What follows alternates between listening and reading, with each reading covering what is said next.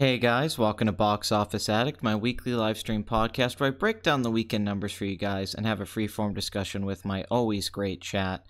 I hope this is an awesome show for you guys. If this is your first Box Office Addict, if this is the 70th time you've watched the show, then I don't know, get a life. 70 fucking episodes, holy goddamn shit. Fuck my dick, right? I mean, it's pretty crazy, the fact that 70 weeks, not in a row. We did 67 episodes in a row, which was pretty impressive. I honestly had to take a break from that anyway. Even if I hadn't had the personal issues going on in my life, I don't think I could have kept the show going at that rate. Although I'm shocked how consistent the show was. I think pretty much, let's see, I'd say episode 25 is when it kind of got its footing. From that point on to when it ended, I think we had a great run. So I guess this is officially the last couple weeks is the start of season 2 or phase 2 of Box Office Addict, if you will. So we're in the second phase. So there might be some change-ups. I feel like the show's been a little too serious the last few episodes. And I need to get back into the energy and maybe the ranting aspects that I think made the show so unique. Let's talk about one thing though that's been discussed before on this channel about Box Office Addict. Apparently you're the only one here, Madcap, so this is for an audience of one, so shut the fuck up and listen. Something that's been brought up before, a lot of the Box Office Addicts that have gotten some of the largest hits on my channel, like The Equalizer 2 has 166,000 views, or the Night School episode has 50,000. And so on. Rampage has like a 98,000 views and stuff. Now, at the time, I was really excited about this. I was like, fuck, but why am I not adding subscribers to this? Like, this is the show I want people to catch on to. And for a live stream to break 100,000 views is insane. Only some of the largest YouTubers have live streams that break 100,000 views. So I felt like I was getting into this rarefied air. But then as time went on, I started to find out that people thought that I was uploading the full movie, and it was one of those scam YouTube channels that when a new movie comes out, they put up the thumbnail of the movie and they're like, full movie. For instance, let's say Mary Poppins Returns full movie, and then you click on it and it's just music and nothing, and then it's usually a link to some website trying to get you to buy something. So I started to find out that people thought that was what Box Office Addict was. Now, this was discussed before, and I brought up that, well, the show's called Box Office Addict. It's got the number, and then it has the movie, and the movie of the week is typically the #1 film of the weekend, and the description says breaking down the weekend numbers. The other reason I'm bringing this back up is because recently, in the last 2 weeks, I've been getting an insane amount of comments on some of those videos, in particular the Equalizer one, where people keep saying, stay away from this video, it's clickbait, stay away, it's clickbait, misleading. And the dislikes on these videos, the dislikes, I think the Equalizer video has like 700 dislikes, right? Now, I don't mind getting a dislike on a video. That doesn't bother me whatsoever if you don't like the video. My problem is they're not giving it a dislike because they listen to the content. They actually sat there and listened to the Box Office Addict, this podcast, and said, okay, awesome. I didn't like this. See ya. They just gave it a dislike under the assumption that I was trying to get them to click on it, that I was being misleading. So I always respond to the people in these comments and say, well, hey, it says breaking down the weekend numbers. If you click on it, it usually says stream starting soon. I don't think it's misleading. I think it's pretty upfront. People said, why don't you just start calling it Box Office Addict Podcast? Or why don't you call it a Box Office Addict Show? Well, why the fuck would I do that? Why would I just make the title even longer? Ocarina of Time, no contest. Why would I make the title even fucking longer as it's long already? So let me make this clear, okay, to all those people that leave those comments and want to leave the videos dislikes, which once again, I have no problem with getting dislikes on a video if you did not like the video itself. It's not my obligation to raise your IQ because you're too fucking stupid to pay attention to what you're clicking on. And I'm really sick of you coming back at me when I respond to you very calmly, usually saying, well, hey, you just misunderstood that that's what this is. I wasn't trying to make this clickbait. By the way, the whole clickbait criticism that comes on YouTube is one of the most overstated things on there. Everything you do is clickbait. You're trying to get people to click on your goddamn video. I'm so sick of clickbait being thrown out there. Oh, clickbait articles, clickbait this, clickbait this. Clickbait is, if you're just good at the internet, if you're smart, you're doing clickbait. There's not a big YouTuber, not one, by that I mean the ones that are in the subscription counts that go up to the millions that don't make clickbait titles or have clickbait thumbnails. That's how you get people to click on your fucking shit. It's marketing, it's advertising. It's the same thing. You need to have an aesthetic and a title that's catchy for people to click on. Usually my favorite videos that I've made on this channel have the least amount of views, like the Good Will Hunting video, because I can't come up with a good goddamn title for it. That's on me, despite the video itself being good. That issue doesn't seem to be as prevalent with your newer box office ad experience. Well, here's what is dragging. It's when the movie usually comes out on home video that people come back around and start clicking on it thinking that I uploaded the movie onto YouTube. And then that's where it gets these views months after the film's initial release. It doesn't always happen in the immediate moment, sort of like Jumanji 2. It typically happens like Equalizer 2. All those views came after the home video release. So here's the thing, just because you're too stupid to read the description and because you're too dumb to listen past the 2-minute mark and realize it's a podcast, and just say, hey, you know what, fuck, okay, I was mistaken, let me go watch something else, this wasn't what I was looking for, because you're a fucking idiot who thinks people upload full movies to YouTube when they can't, unless they're in the public domain. You can't fucking upload a movie onto YouTube. How does everybody not know this by now? What are you, a fucking retard? So here's the thing. You're an idiot. You're an idiot not because you clicked on something that you thought it was and you were wrong. That's fine. It's the fact that you act like a little bitch afterwards once I correct you.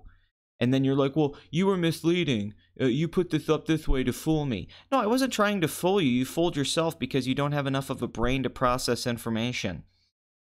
So I'm not going to just like keep harping on this point, but fuck all of you so hard who've made such a big deal out of this, are trying to say that it's clickbait or misleading. It's not clickbait in the classic definition that I'm not misleading you with what it is. It is what it is. It says fucking Box Office Addict and has the episode title. It's pretty straightforward. It's actually very literal. Example of affected clickbait, Razor Fist, Final Fantasy VII equals balls video. Even though I like Final Fantasy VII, I find that title and video funny and entertaining. Yeah, are movies 4 hours long? Exactly.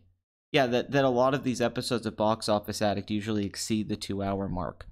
So quit being a moron, understand how the internet works, accept the fact that people aren't uploading any movie onto YouTube because you're too cheap to either buy the movie and rent it on Amazon or on YouTube, by the way. You can rent movies on YouTube, or just go and torrent it or find a streaming website that actually has it, you imbecile.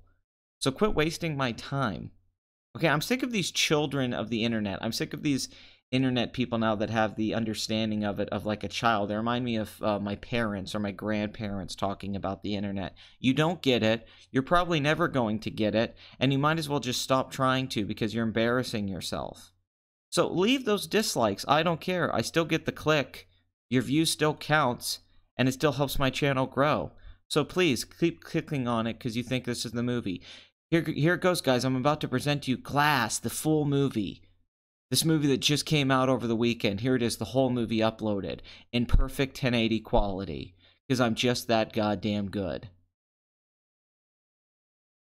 You get the feeling that Vice comes across as a politics for dummies film? Yes. I actually really liked Glass until the last 23 minutes when it fell apart horribly. Oh boy. Yeah, there's a lot to talk about with that. The Oscar nominations. What the fuck?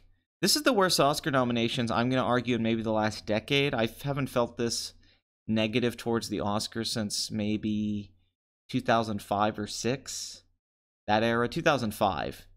Yeah, this was a shit year of nominations. There were some surprises that, and also things that weren't surprises that maybe would have been surprises in another year. I'm not shocked that Black Panther got the Best Picture nomination. In fact, I probably should do a separate video just discussing the Oscar nominations, which I did with Scumbag last year, and we actually did really well in those streams. The streams got like 3,000 views apiece.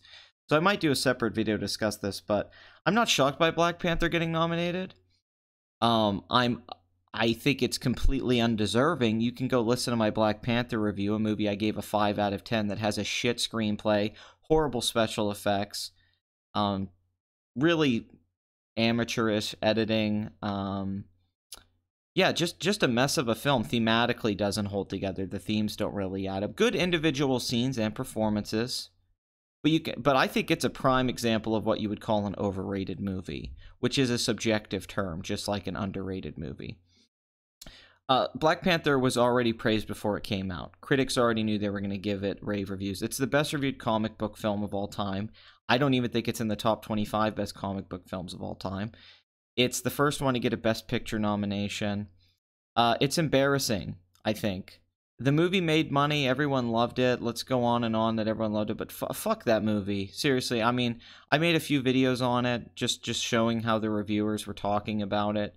And then YouTube just shit on it. A bunch of YouTube reviewers like Mahler or Your Movie Sucks or Ralph the Movie Maker or even I Hate Everything talked about the movie being really mediocre and boring. Just a toneless film. And now it's still being perpetuated as this great film, this great masterpiece that transcended comic book movies. The only positive I have for this film's nomination is that Kevin Feige did get a Best Picture nomination. That is awesome. But the fact that Kevin Feige has built Marvel is incredible. And I think he was never going to get a Best Picture nomination. But it's awesome that he got one. So I will say that. I'm not happy this film was the one he got nominated for. I think if he was supposed to get that, it should have been for Infinity War. Can we just... What the fuck was with critics and everybody just like with Infinity War? Infinity War should have got the praise and reviews that Black Panther got, and Black Panther should have got more of the critical reception of Infinity War. So then you look at the two and you would think that everybody thinks Black Panther's far superior, which is clearly not the case. How the fuck did Black Panther get sound editing and sound mixing and Infinity War didn't? How did it get, like, costume design, which I guess is one of the better aspects of the movie? Pretty much every nomination they gave to Black Panther should have went to Infinity War, which was the highest-grossing film of the year. It was an achievement for Marvel Studios. The Russo brothers are much better filmmakers than Ryan Coogler. Everything in general. It should have got the Best Picture nom for Kevin Feige. That's the achievement he's been building towards. It should have got the sound mixing, editing, production design, all that. It's a better-looking film. It's a more unique film. It's a smarter film, it's a better written film, and quite frankly, it's a better acted film. So, fuck you. You can't give it to the traditional comic book film. Oh, Infinity War is still the Avengers, we don't want to give it to that stuff, but you're going to give it to Black Panther to just push this political message that it's such an important film, that's the reason. Which is the theme of this Oscars, with the nominations of Green Book, which I like to call Driving Miss Daisy 2, starring Aragorn, and then, of course, the Black Klansman nominations, which is easily one of the most overrated films of last year. Black Klansman is a fucking mess. I don't care if it's one of Spike Lee's better efforts. It's not as good as Chirac, which is actually extremely underrated. And despite having some good scenes and Adam Driver's performance being good, just a total mess of a movie. Hilarious in its political subtext. The last montage at the end is just hilarious. I was in the theater just like, are you fucking kidding me? Black Klansman is just as messy and shitty and scattershot as a lot of Spike Lee's efforts over the last decade, but because of its message, it's being praised, and it is one of his most successful films. So, a lot of things you're seeing happening here. I'm shocked by Green Book getting so much love. What the fuck is with that? And it's not like it's become this hit at the box office. Like, they thought, oh, audiences loved it. For some reason, the industry is just sucking Peter Farrelly's cock right now. Like, oh, you couldn't nominate Kingpin? Which, by the way, Kingpin deserves a Criterion release. My favorite editing transition is going from Thor entering Wakanda to Thanos arriving in Titan. Yeah, that's just really good editing. a lot of the editing is great in Infinity War. So yeah, this is just what we've seen the last few years with Moonlight winning, Shape of Water. It's the politics, which isn't new for the Academy, but this is one of the most boring years in a while. This is just so fucking boring. Vice getting all the nominations, a film that's become a bomb outright, a $60 million film that's not even going to make 50 mil domestic, is an outright bomb. It's not as successful as Adam McKay's previous film, The Big Short, which is actually a film that did well and was much better reviewed. Vice has like mixed reviews. A lot of people hate it. A lot of people love it. The people who seem to love it for political reasons. I mean, I could get Christian Bale getting a nomination, makeup and all that, but Adam McKay got a Best Director nomination over Bradley Cooper for A Star Is Born. Really? Really? The fact that Vice got like 8 nominations says all I need to see from Hollywood, that they clearly have an agenda this year, which we knew they were going to have. The Oscars are going to be fucking painful to set through again. Kevin Hart hosting, you know, even though I'm not the biggest Kevin Hart fan, that might have at least been family-friendly entertainment. He said in an interview that one thing he wanted to do was take a lot of the tension out of Hollywood and Middle America that seems to be brewing so hard. So, I don't know. I don't like any of these nominations. It's nice that Paul Schrader finally got a nomination. He's never been nominated, even though he wrote fucking Taxi Driver. For First Reformed, one of the best films of 2018. It's awesome that A Star Is Born got so much love. I like the cinematography nominations. Alfonso Cuarón, even though I think Roma is incredibly overrated, especially the first hour, which I hate, which I'll talk about in my review that I should have out sometime next week. Roma, of course, was going to get love, The Favorite, which doesn't seem to actually be the favorite to win anything. But you got The Favorite and Roma, A Star Was Born, all solid. I'm happy with those nominations. I like a lot of the acting nominations for the most part. I like the animation nominations. I don't know how the Mr. Rogers film got ignored in documentary. What the fuck? I guess they're just going to give it to RBG because, once again, liberal Hollywood, of course. So, having said all that, I don't like the nominations. They did put some big films in there. It is cool to see Black Panther in there for the fact that it is a blockbuster. Maybe they'll open their mind to some other films, although I think Infinity War would have been the much more ballsy move in general.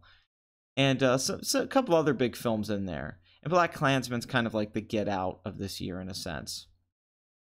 So we'll have to see how it plays out, though. But as of right now, it looks like Green Book or Roma Best Picture. Alfonso's going to win Director. Most likely win Cinematography. Screenplay. Foreign Language Film. He's going to win like 4 goddamn Oscars. Yeah, weird fucking year of nominations. I don't know how this is going to play out. I think the ratings are going to be even lower despite Black Panther being nominated. A lot of snubs. It also just shows you how shitty 2018 was for a year of movies, really. Like, just looking, these are the best films of the year. Oh, and the Bohemian Rhapsody nominations. Can we go down that piece of shit movie that made 800 million worldwide just because of Queen and Freddie Mercury? They even have a fucking sing-along version. A film with pretty bad reviews, a film that's quite terrible, just getting all this love because of its success at the box office. And I can get Rami Malek. I can go with the Rami Malek nomination. But the fact that this movie's made it to the Best Picture race is laughable, embarrassing, and seems desperate. That and Black Panther screams of desperation, especially since we know they were going to have the popular film category. I think that's kind of where Black Panther and Bohemian Rhapsody would have fitted in, so they could give them Oscars, but now they're just competing it for Best Picture. What's going to happen this Oscar race? There's no clear front runner. You can't even go off the PGA wins and all that, so I don't know what the fuck is going on. But the fact that Bohemian Rhapsody and Black Panther got nominated, I think speaks volumes that the Academy is scratching to anything it can to stay relevant with young people. I don't know. Bohemian Rhapsody is even worse than Mamma Mia. Yeah, it was a better year for blockbusters than it was for like art house Academy Award films, which is usually the opposite for me. Usually I like the drama art films and I don't like the blockbusters. But honestly, yeah, Infinity War, Mission Impossible, Fallout. So somehow Black Panther gets sound nominations over Fallout. Why do they keep ignoring the Mission Impossible franchise? How the fuck didn't Ghost Protocol get nominated for cinematography, editing, especially for the sequence where Tom Cruise runs on the building? But then this film, you don't give it some technical noms where the editing and sound is phenomenal? What the fuck? And it's the most critically acclaimed action film of the last several years. So Mad Max Fury Road gets a bunch of love at the Oscars, but fuck Fallout, because why? I don't really know. I really don't have a good answer for that. So yeah, I feel like Fallout was just completely snubbed with no really good reason why. They just hate Mission Impossible and Tom Cruise. It's like, oh, he makes the most critically acclaimed film of the franchise. It makes $800 million worldwide, but it's no Bohemian Rhapsody. Suck my fucking dick.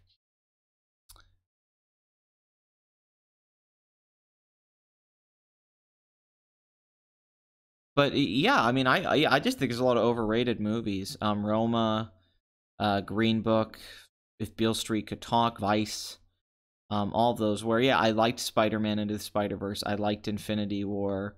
I liked Mission Impossible, Fallout. I liked A Star Is Born, which is both a blockbuster and a critic darling. I thought A Star Is Born was really gonna go all the way, but I don't know. I don't know where it lost momentum.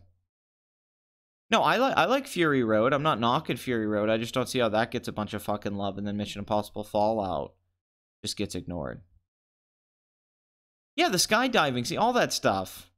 All that stuff getting no love. I mean, I'd make the argument Christopher McQuarrie deserves a Best Director nomination for that movie.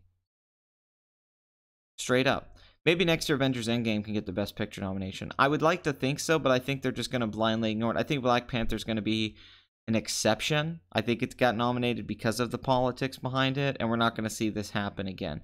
Although Logan did get the adapted screenplay nomination last year, so maybe they're opening up a little bit. They're softening to this idea a little bit more. But I still don't think we're going to get... I mean, in my head, John Wick 2 would have got Oscar nominations. So...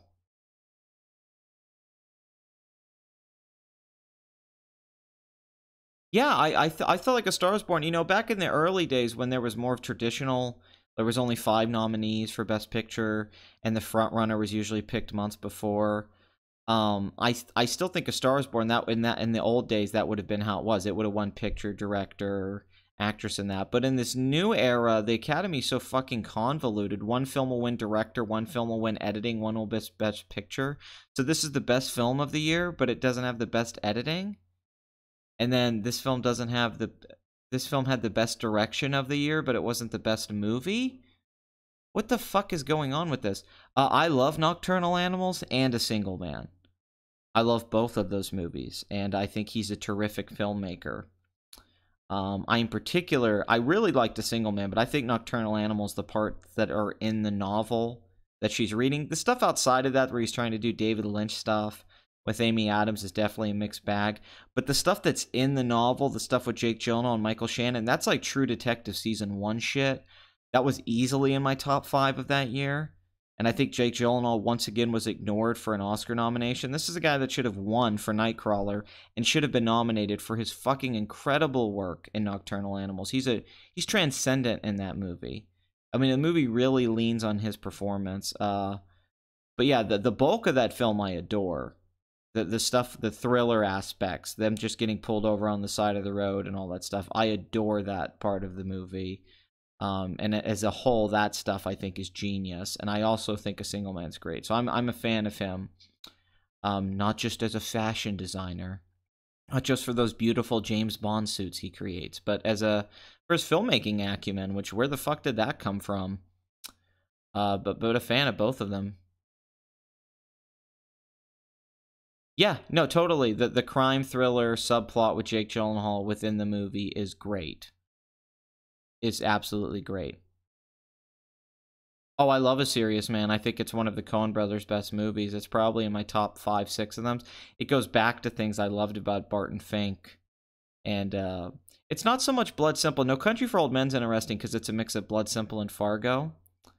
But there's those very specific films in their career that are very Coen brothers.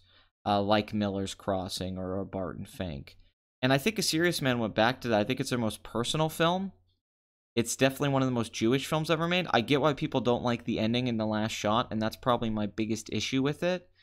And Blood Money, who is Jewish and my best friend, he didn't like the movie. I think it's a masterpiece. If it's not a 10, it's a 9.5. I think A Serious Man's humor, the screenplay, in many ways, I think it's kind of their masterwork, even though it's not my favorite film of theirs. I think it's a film they'd been building towards for a long time. I think the lead performance is brilliant. It's just the irony of it. It's everything that would be great about a truly great novel. I was blown away by it. I remember I owned the DVD, and when I first watched it, I never got to see it in the theater, and I was just completely blown away by it. I know it was a critical darling, but people are still mixed on that movie. And I really don't get it. I think it's a gem. I think I had a discussion with a friend a while back of what movie I think in 20 years is going to be looked at as a classic, that we're going to go back and reevaluate and be like, this was a classic and it's going to hold up. And I said one of them, I think, is A Serious Man. I think 20 years from now, we're going to look back on that movie and go, yeah, that's a modern classic.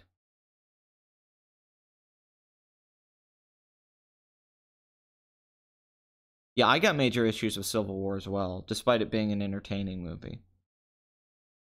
Yeah, The Big Lebowski's like their Pulp Fiction, where like every line's quotable, the way it's directed, the performances. I'd say Burn After Reading's at the bottom of their movies, actually. I think all those films I named are so much better than Burn After Reading. Like, for me, I guess it would go like Fargo, Blood Simple,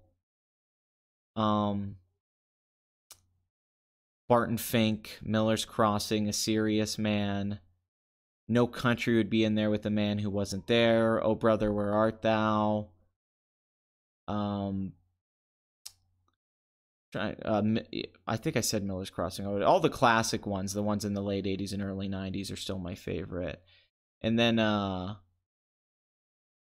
yeah, Inside Llewellyn Davis I would put up ahead of that.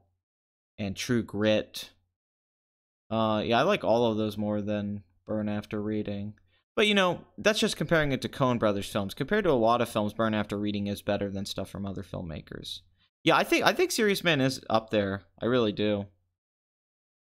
The Handmaiden from Chan-wook Park, but Park Chan-wook, a masterpiece. His second or third best movie. An incredible film. Has maybe the best sex scene I've ever seen in a movie. I do think it has a chance to beat Venom at the worldwide box office, but I don't know if it can quite reach it. I mean, it's the more successful film for the fact that it has a smaller budget and it's not a superhero movie. Bohemian Rhapsody has the most impressive box office performance of 2018, even more so than Black Panther and Infinity War. Even though Black Panther's box office was a surprise, when you actually think about how successful Bohemian Rhapsody is, it's kind of on another level. Yes, I've seen Enemy many times. Yeah, Oh Brother, Where Art Thou's a fucking gem. Straight up. We'll get to the box office very, very soon. Very, very soon. I mean, but, you know, as far as I'm concerned, I think Chan-wook Park is the Martin Scorsese of his generation. I think that the South Korean filmmakers are much like the film brats. And I would compare Bong Joon-ho, I think is his name, the guy who did The Host and all that. I think he is like a Brian De Palma of his era. Oh, Raising Arizona. Yeah, thank you for bringing that up. That's easily in my top 5. Yeah, Raising Arizona is one of the best comedies ever made. It's like the great counter to Blood Simple's intensity. Yeah, Raising Arizona is incredible. One of my favorite endings in a movie ever is that final dream sequence. That last line. Maybe it was Utah. Incredible movie. Totally forgot about Raising Arizona. I still like the first Avengers. I think it has dated a little bit, for sure. But of course it has. You know, and a lot of that has to do with just the way the film was kind of shot. But it's still an entertaining film about people learning to work together. Overall. But yeah, I think he's very Brian De Palma. And I think stuff like he pulled off with The Host or Snowpiercer, or I would say that stuff like Old Boy, or Thurston, that reminds me of Martin Scorsese. And the guy who made Memoirs of Murder, Memories of Murder. I think he's very much maybe the Coppola of this group. But I think the best films of the previous decade, a lot of them came from South Korea.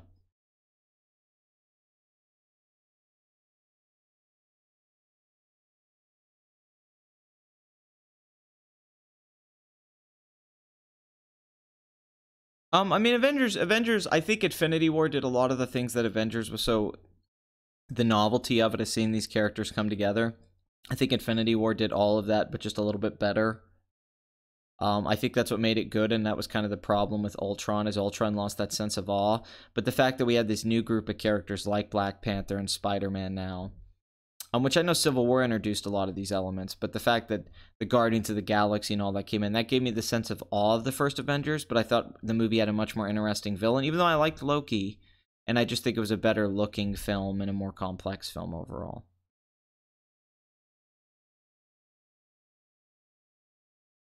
I don't know how it would have done financially. I don't think it would have done that well. I think it might have been a great movie, George Miller's Justice League, but in the era they wanted to make it, I think it would have been too soon. I think they would have jumped the gun on it. Unfortunately, they made a Justice League film too late and wasn't set up properly, and then the one they were working on before, I think, was too early. I think they had that sweet spot there. They could have actually beat Marvel to the punch if they had been more intelligent about their universe. They unfortunately leaned too much on Christopher Nolan and Batman and forgot about everything else. Yeah, Unbreakable is really good. I have a video on it. Unbreakable is an underrated classic. Yeah,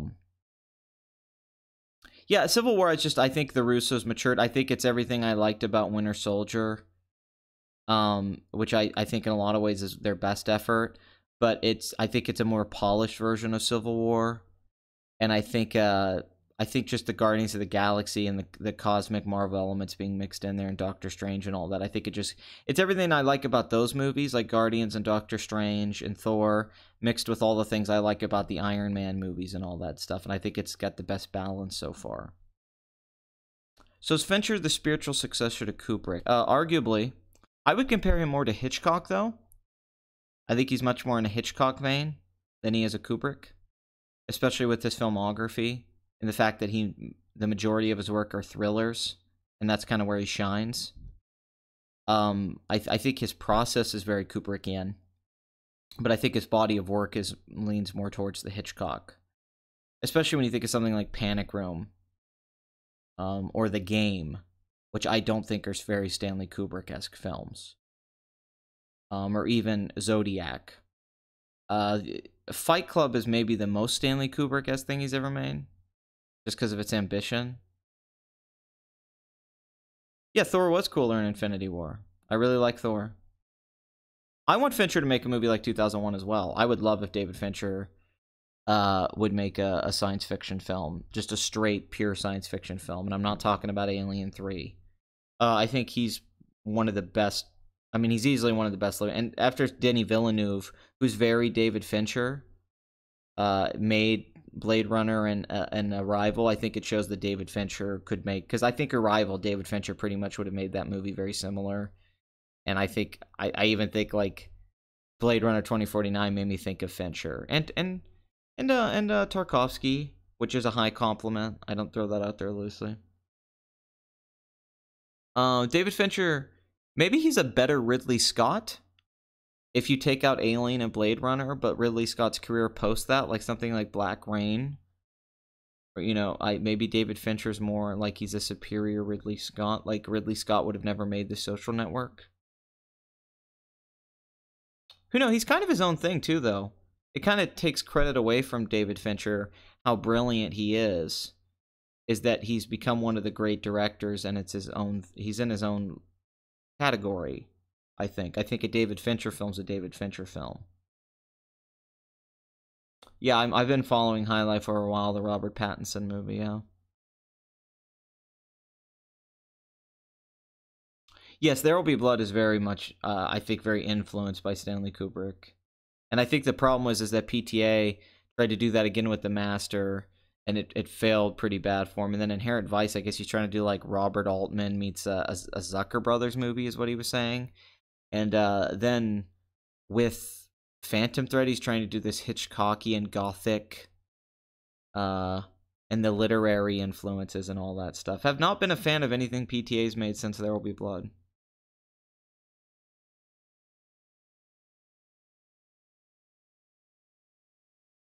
I think Thor 1 has good scenes and acting. I think the Dutch angles are a fucking horrible choice.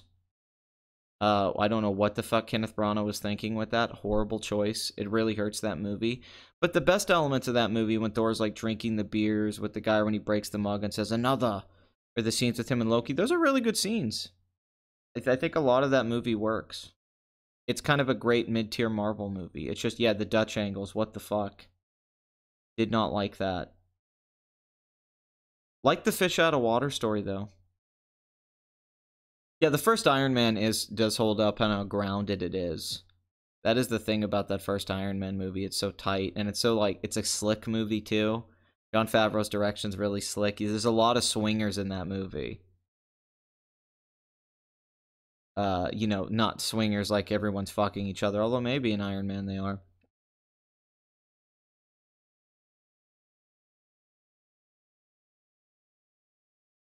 I'd say see all of her films.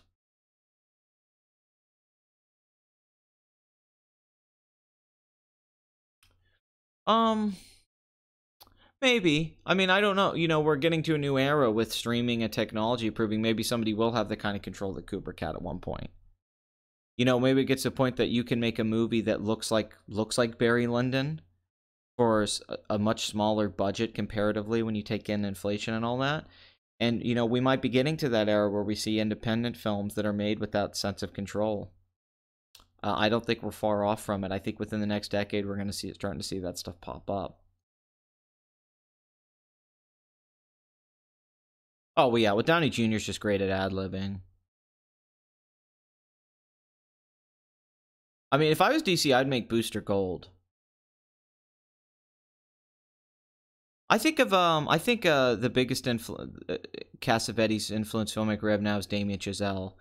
His first film is very Cassavetes. It's pretty much Shadows meets a musical. Whiplash has a lot, especially in a lot of his framing and the talking scenes. And La La Land also has a lot of Cassavetes, not the musical sequences, but the scenes where like they're at the apartment together go out as very Cassavetes.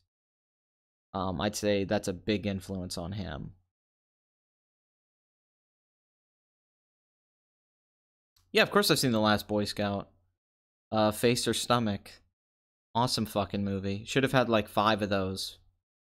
Should have made sequels. Last Boy Scout's the shit. Owen Wilson is Adam Warlock. Wow. Wow, Thanos is strong. That's hilarious.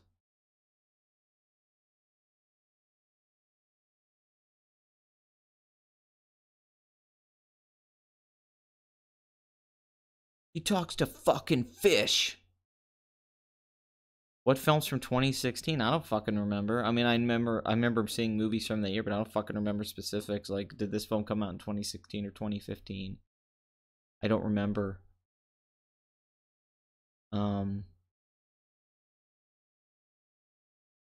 Like, did Rogue One come out that year? Go see Rogue One.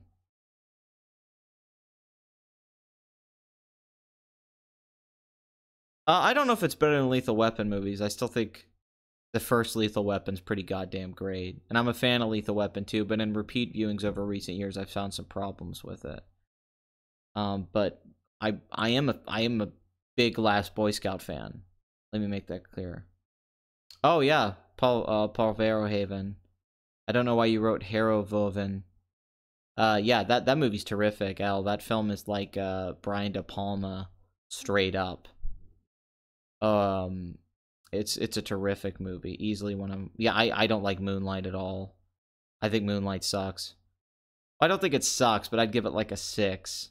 It's not bad. It's a beautiful movie, very well shot. But yeah, holy crap! Talk about a pointless, laborious film that has nothing going for it in the screenplay department. And just a gimmick upon a gimmick. You know, we're very, very beautiful movie though. I'm not gonna act like it. It does have an emotional aspect to it because of the beauty. But yeah, Moonlight, I'm not a fan of Moonlight at all. Yeah, I like The Handmaiden and La La Land. Yeah.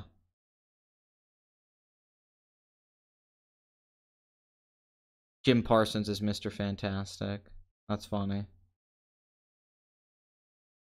I don't think that's ever happening. I think there's a lot of good people that could play Mr. Fantastic. I think Mr. Fantastic's such an underutilized character, and I hope Marvel actually does something with him. He's a great character, and we've never gotten anything proper with him. Reed Richards is just could be so likable in the MCU.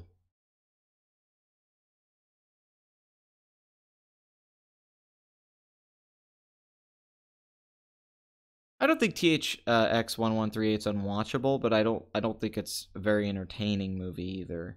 It does feel like a film student project that got a budget and all that. It's interesting in the context that it's George Lucas and it led to bigger things, but on its own merits, no. I mean, it's full. A lot of people thought Moonlight was great. It was one of the most critically acclaimed films of that year. I was very hyped for it. I like Barry Jenkins' first film. I was very excited for it. I thought it looked great, and then I watched it, and I was like, "What the fuck is this?" I mean, I like the Marshall Ali stuff, and I think that first half hour is pretty good. But after that, I think the second act and third act, it just falls apart.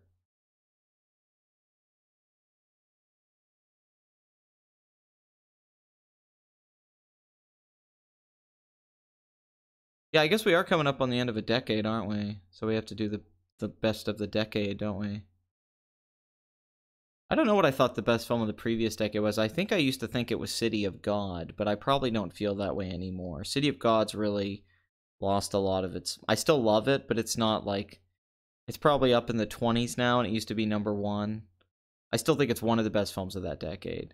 I don't know what I would pick of the previous decade now. I mean, maybe Spirited Away. That was always a top 5 contender. Children of Men. You know, films that have really held up for me.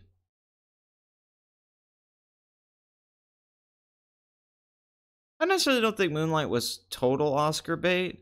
I think it was an art film that, due to the industry, got turned into Oscar bait, and then they capitalized on it. I don't think that was the intention of the film. I think a few years before that, Moonlight would have been ignored. It was right place, right time.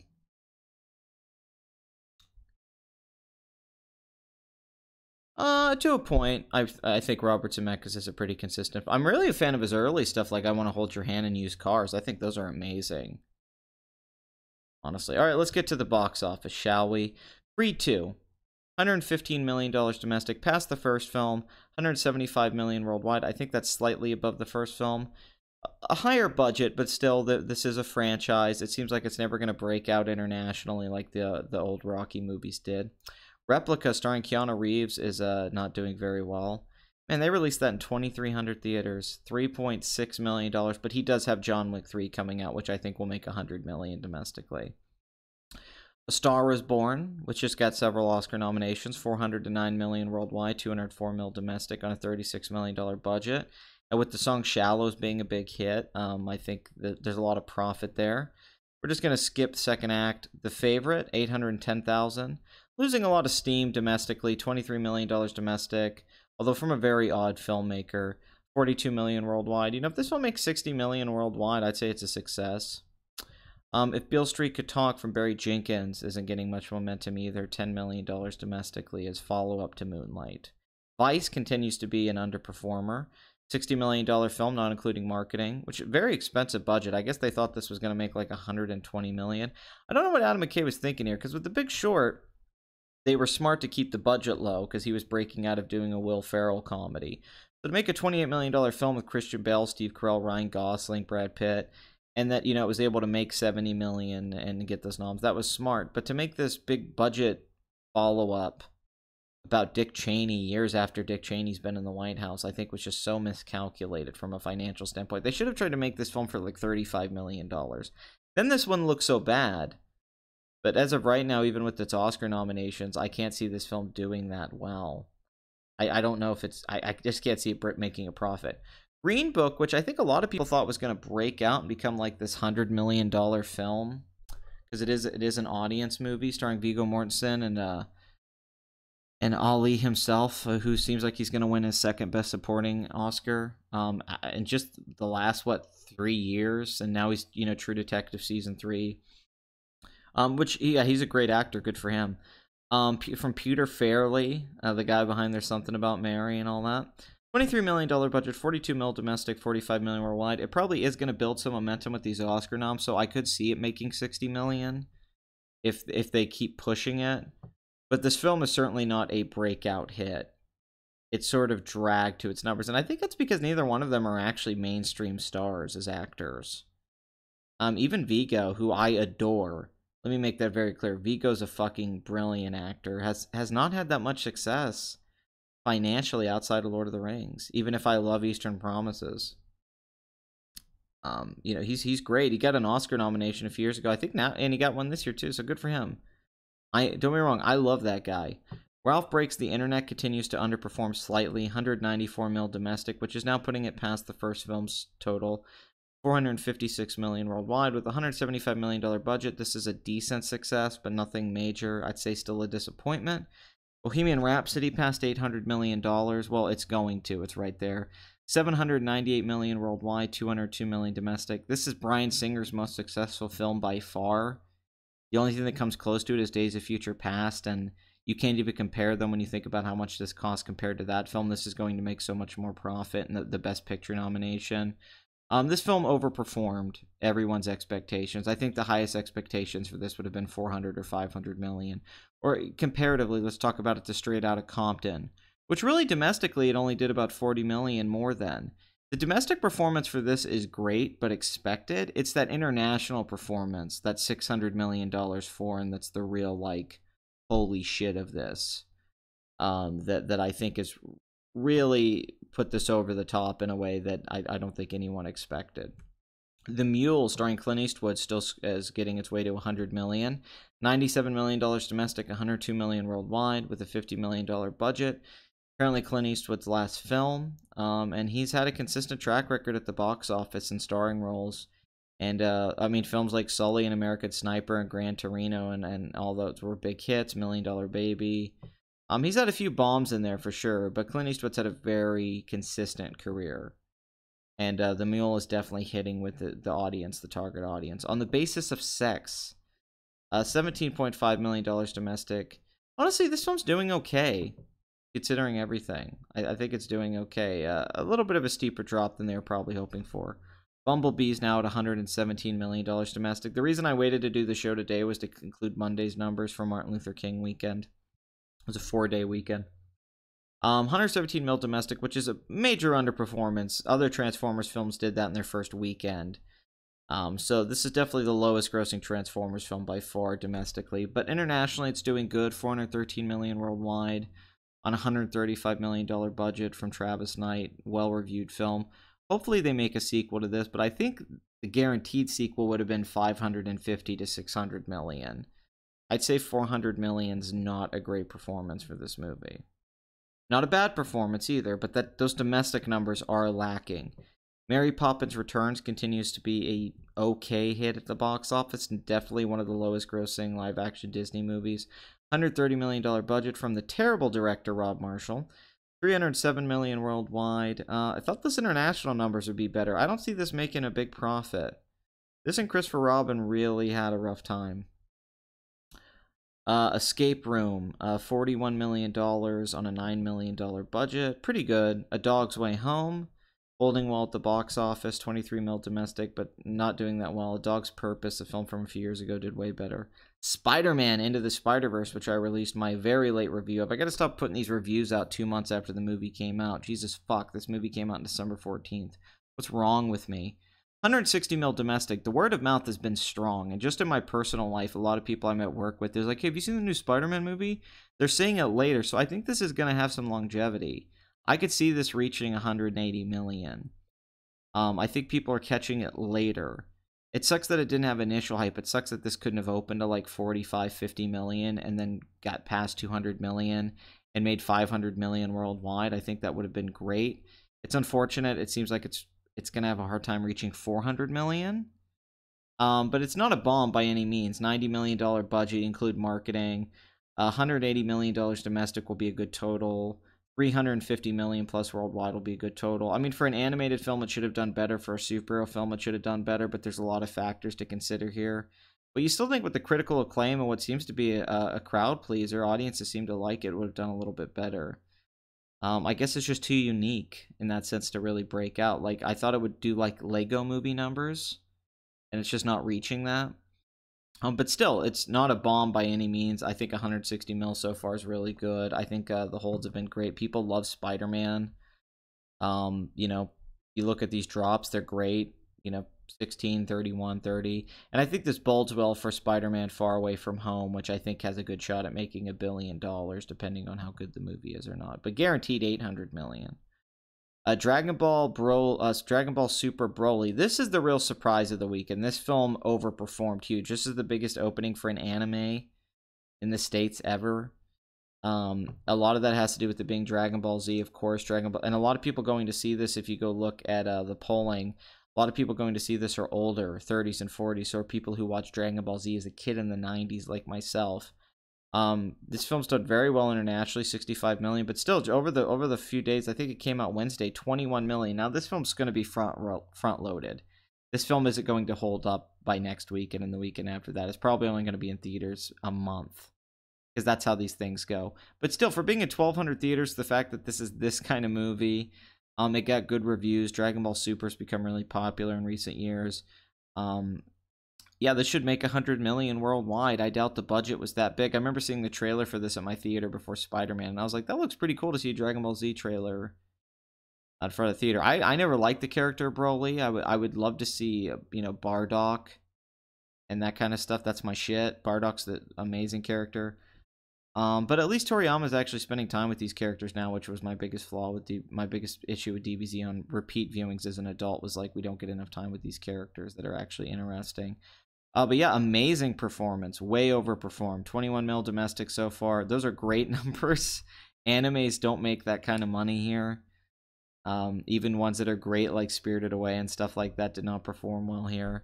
So impressive performance. It shows you the power of that brand. You got to think how long Dragon Ball's been around. I mean, I remember buying toys at the store and merchandise when I was a kid in the 2000s. And then you think about how popular it was in the 90s and in Japan, and the fact that it's still popular and still making money, and you still see people wearing Dragon Ball Z shirts and all that. I don't think Hollywood should give up on the Dragon Ball brand. I think there is something there, because the fact that it's lasted so long, since like the late 80s, and it's still around, it speaks for itself, quite frankly. Aquaman, 10.1 million this weekend, still doing great box office, 306 million domestic. James Wan's second highest grossing film behind Furious 7. 1,066 million worldwide. It's going to pass Dark Knight Rises soon as DC's biggest film ever worldwide. It will not reach the Dark Knight films domestically, obviously, or Wonder Woman. But yeah, with a $200 million budget, even with marketing, this is a huge hit. This is more surprising in many ways to me than Black Panther. The international numbers are insane. It does appeal to the Chinese market. Really kind of clever to even make this film. But the domestic numbers are great too. People are liking this movie. This is performing like a successful Marvel movie, if not a little bit more, when you think about Thor Ragnarok, and that this is doing better than that worldwide. This is the start of a franchise. I'd say Jason Momoa's movie career. And James Wan, as I've said before, has now established himself as one of the top directors in Hollywood. The Upside had a very small drop, which I expected. We talked about this last weekend. This is a crowd pleaser, just like the original French film was, which made $400 million worldwide. $20 million opening weekend, so it got adjusted up from the 19. $15 million second weekend, 46 mil domestic, 50 mil worldwide, with the $37 million budget from very good director Neil Berger, who I really like his film Limitless and The Illusionist. I've always root for that guy. I could easily see this making 75, 80 million, and 100 million worldwide. It's nice to see Bryan Cranston in something making some money. He usually has a pretty hard time. Man, Power Rangers, that really could have been a hit. That film's so bad, that really could have been like a... I mean, think about that opening weekend and all that. Power Rangers could have opened at 65 million and made like 220 million. Like, I honestly thought a Power Rangers movie was a good idea. I know everyone like thought, why would you make this? I actually thought you could do something really fun with Power Rangers. It's such a crazy superhero-esque premise. And at least when Max Landis talked about that early stuff, I think it was a good idea. But yeah, this film's performing well like I thought it would. It's not doing as well as the original film, obviously, but not a bomb by any means.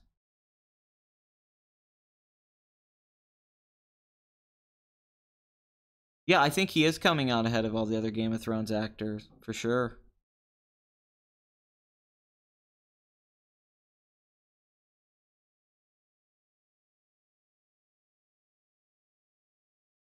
Yeah, Quinn Reviews is a fucking idiot. I think we're at that point now. I used to like his content, but holy shit. The dude needs to learn to when to shut his fucking mouth. I thought Mary Poppins would be a bigger hit, too. Very underperforming. I mean, I'm kind of shocked by it. I definitely thought it would have done better.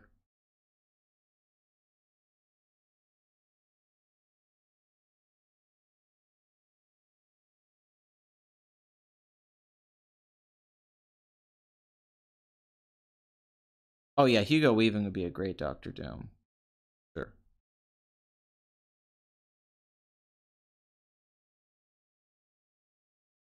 All right, let's shatter everything we've talked about so far. Let's look at if this glass is half empty or half full. How do you fucking go into this? How do we go into M. Night Shyamalan Ding Dong? I mean, really, how do we fucking talk about this? There's so much to fucking cover here.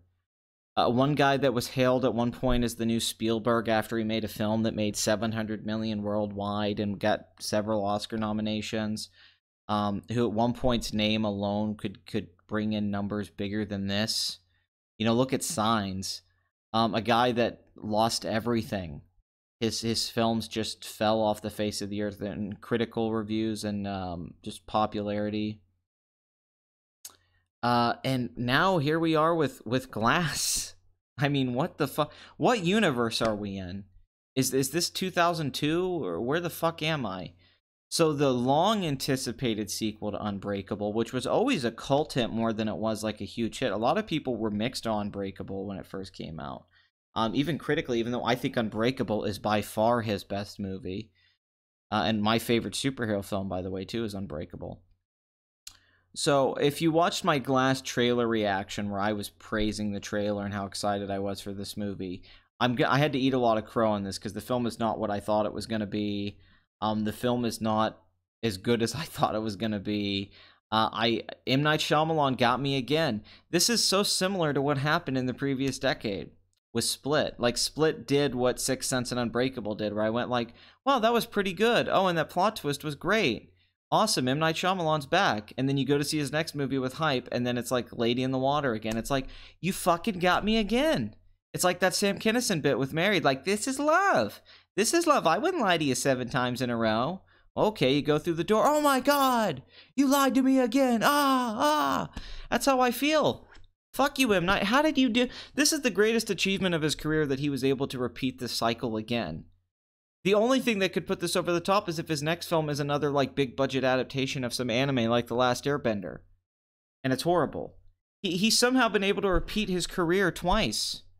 What a fucking genius this man is. Say what you want about M. Night. The dude's a goddamn genius.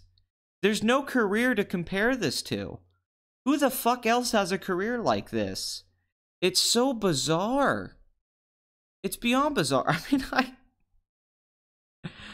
okay, so let's look at this, all right? Sixth Sense comes out in 1999. A movie I adore, by the way. I really like The Sixth Sense. 293 mil domestic, 672 million worldwide on a $40 million budget.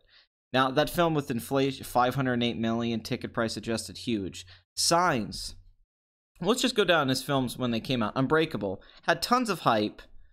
People were very mixed on it. I think Unbreakable should have done better, but had a great opening weekend, made 95 mil domestic, big drops at the box office, but still made 250 million worldwide. And as the years went on, Unbreakable's really become a popular cult film. So we have those films, and at that point, it's like, man, M. Night, he's the guy, you know? And then Signs comes out, which a lot of critics like. Now, as the years have gone on, everyone's pointed out how shit of a movie Signs is. How laughably bad it is. Your Movie Sucks, I think, has a very good... Even The Amazing Atheist, though, as much as I'm not a fan of, Signs has a horrible screenplay. Some really shoddy acting. I like the look of the film. I love The Last Shot. This film had mad hype. I remember the trailers for this movie in 2002 and how excited everybody was. Like, man, M. Night, the guy who made those films, he's making an alien movie. Holy shit, crop circles. It looks awesome. Mel Gibson's in it at like the peak of Mel Gibson's popularity. $72 million film. This was when M. Night felt like he was going to be the new Spielberg. This was very Steven Spielberg. The hype around this and his name and everything like this. I mean, this was his Close Encounters moment, if you will. So huge opening weekend, 60 million, 227 mil domestic, 400 million worldwide. And at the time, people really did like Signs. A lot of people still try to defend this piece of shit.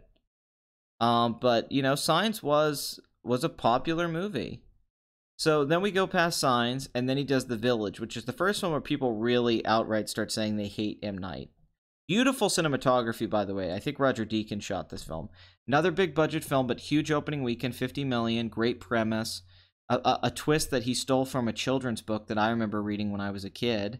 A great children's book, by the way. I wish I could remember the name of it, where the girl finds out that her whole family's living in a display for people to see this era. And she has to break out because the children are dying from a fever. Really good kids' book. But anyway, $114 million domestic, had big drops too, $256 million worldwide. But still, M. Night was on a winning streak despite the reviews and people turning on him here. But this was the turning point. Let's make that clear. Then we get Lady in the Water 2 years later, and by this point, the hype on M. Night has died down completely. $18 million opening weekend, $72 million worldwide, horrible movie, big bomb. And it's like, was he going to bounce back? Then he makes The Happening. One of the most funny films ever made. Honestly, not a bomb. A lot of people seem to think The Happening bombed, but honestly, it made 64 mil domestic and 163 worldwide on a $48 million budget. It even had a good opening weekend. So people seem to think it bombed because of the reviews. Then he makes The Last Airbender, which, is there anything to really say? Holy shit. What a waste. Then he tries to bounce back with After Earth, bringing in Will and Jaden. Another bomb. Another massive critical failure. A film that originally was supposed to be very small, about a father and son like going on a fishing trip and him talking to his son on a walkie-talkie in the woods. A much better idea than this bullshit. Then he makes The Visit. He goes back to Blumhouse. He makes a $5 million film, and it's his first hit in years. It's his best reviewed film in years, and it makes about $100 million worldwide. So it's like, okay, M. Night's back. And I like parts of The Visit. I like the twist in it. I don't really like the movie very much. But then M. Night comes back in full M. Night blockbuster mode with Split. He gets a great actor in James McAvoy. He has an awesome premise. The trailers are killer. The hype for this thing is real. On a $9 million budget, Split opened at $40 million and then made 138 mil domestic and 278 million worldwide. This felt like the kind of success that M. Night had back when Signs came out, or The Village, or Unbreakable. But with this film, he had really good reviews. And the first time in years that he actually had a good plot twist at the end of the movie, you know, Bruce Willis shows up and you find out it's a sequel to Unbreakable. And this is a superhero villain. This is a super villain origin story, much like Unbreakable's plot twist was that it was a superhero origin story. Awesome. He pulled off the same plot twist twice. But people really enjoyed this movie. Like I said, it became a big hit. It became very popular. And everyone was like, man, are we going to get a sequel? And we'd heard for years that M. Night wanted to make a sequel to Unbreakable. And we were like, well, that's never going to happen. And then even at this teaser at the end, I remember a lot of the time, at the time, people were skeptical, like, that's not going to get made. And then, lo and behold, we have it, Glass, which I was so excited for. I also have to eat some crow on the budget of Glass. I remember arguing with someone in the chat that I thought Glass would have a $67 million budget because Blumhouse should give it that. But they said it won't have much of a budget, more than $30 million. Well, the budget's only $20 million, which I think ultimately hurt the film. I think M. Night was writing a film that was supposed to have a big budget, by the way. Love the idea of Glass. Let's bring back Samuel Jackson and Bruce Willis. Let's make that sequel to Unbreakable. Let's bring James McAvoy in. They all get put in a mental asylum together, where they're getting therapy, people trying to convince them they're not superheroes, and they have to question that. Awesome idea for a movie. I said that this is very Christopher Nolan and how grounded it was. Let's just have this be One Flew Over the Cuckoo's Nest meets a superhero movie. I think the premise for this film was ingenious. I think it was the best idea that he's had in years. I think after the quality of Split, I was so excited I was so excited for a sequel to Unbreakable. I wanted to see what happened to Bruce Willis's character all these years later. I definitely wanted to see Mr. Glass again. And the trailer I thought was great. Them all sitting in the room together and she's talking to all three of them. I thought that was going to be the bulk of the movie after like they all get caught, was them interacting with each other. And that's really not what happens in the movie at all. And what the movie ultimately, it's not even about that. But here we are with Glass that had tons of hype. Despite Unbreakable, you know, not being that familiar to a lot of mainstream audiences, this character Kevin James McAvoy has created, and it's really made James McAvoy a star, who I love in the X-Men movies and Filth, and have been a fan of for, you know, over a decade. I'm so glad James McAvoy's become an A-lister, which I think he's at that point now. Here's the thing, though: same opening weekend as Split. I think there's a few miscalculations here. I think if they had actually put some money into this movie, like $55-60 million, I think if M. Night hadn't fucked it up, I think this film could have opened to $65-70 million. I think this could have had a superhero movie opening and made $150 million and then like $400 million worldwide. As it stands now, this film will make a profit, guaranteed, just because the budget's so low, though I'm sure Bruce Willis and Sam Jackson have a huge back end on this movie, because they clearly didn't get paid up front for this. Still, good opening weekend. $47 million over the holiday weekend. I don't think it's going to hold well, but you know, Glass should be able to make $100 million, at least 90, and worldwide I think it could make over $200 million to $300 million. So, and by no means is this a bomb, but with the pacing, the third act, I don't know how this film's going to perform over the coming weeks, even though audience scores seem to say that people are liking the movie. I'd say this is a slight underperformance. I think this film, on the high end, should have made $50 million over the weekend and around $57 to $60 million over the holiday. But still, $47 million is not bad. It's just not much better than Split. So they weren't able to grow the premise much. It also shows that Bruce Willis isn't an A-lister anymore. I think James McAvoy had more appeal here to audiences than Sam Jackson or Bruce Willis. Great trailer, though. I think that helped a lot. And like I said, this is a good opening weekend, but it's not a great opening weekend. Split opening to $40 million, that's a great opening weekend for that movie. This is a decent opening weekend, which does show that M. Night can open movies again, and his career isn't over. Even if this underperforms overall and with its bad reviews, he still has a future after this. He's not done. So he has bounced back. He's bounced back in many ways. He's right back to where he was, though.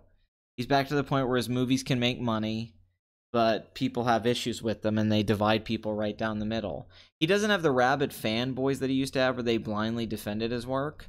But I'm already seeing a split with this movie, no pun intended. That some people seem to really like this movie and think it's underrated. Some fucking asshole idiot reviewer on Ain't It Cool News wrote about how all these critics misinterpreted the film and its brilliance. You write for Ain't It Cool News. I don't even need to go into that. Like, kill yourself. Seriously, go swallow a knife. Or put your cock in a blender. It's embarrassing. You write for Ain't It Cool News. You guys haven't been relevant since the late 90s. Oh, well, what happened to Harry Knowles? Wasn't he sexually harassing a bunch of women? I don't know. I loved Harry Knowles' performance as Pizza the Hutt, though, in Spaceballs. Anyway, though, $95 million worldwide on a $20 million budget. Film's already doing well. This is the most successful Bruce Willis film in a while. Sam Jackson's in the Marvel movies and so on. So let's just break this down piece by piece. Let's look at James McAvoy. Mostly known before this for the X-Men franchise. And like I said, I've been a huge James McAvoy fan for years. He had a career starting with Wanted, and it just didn't ever really follow up. But here he is with a successful character and franchise. Even though at the ending of this movie, I don't know what the fuck M. Night was thinking. Sam Jackson, who's like the biggest box office star ever worldwide, he's made $13 billion. His films have. So Sam Jackson doesn't need this. He stars in a movie every month. I mean, just look at this shit. Incredibles 2 last year, Infinity War, he had a cameo.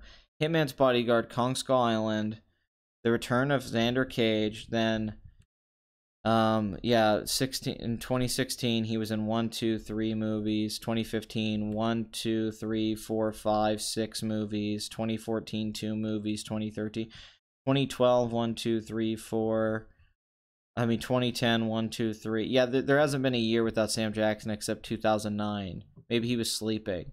Do it wrong. I love my man Sam Jackson.